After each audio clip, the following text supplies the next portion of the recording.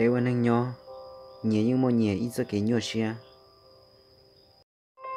chỉ hai tụ mua là nhà tụ bừa giờ nó nọ con toi tăng là lò sợ cho cá lò pi đùa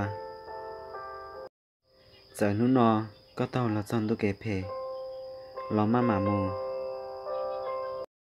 mua in hu có nhiều một chọn tụ cái rong sư chia sẻ run rong cho ta kỳ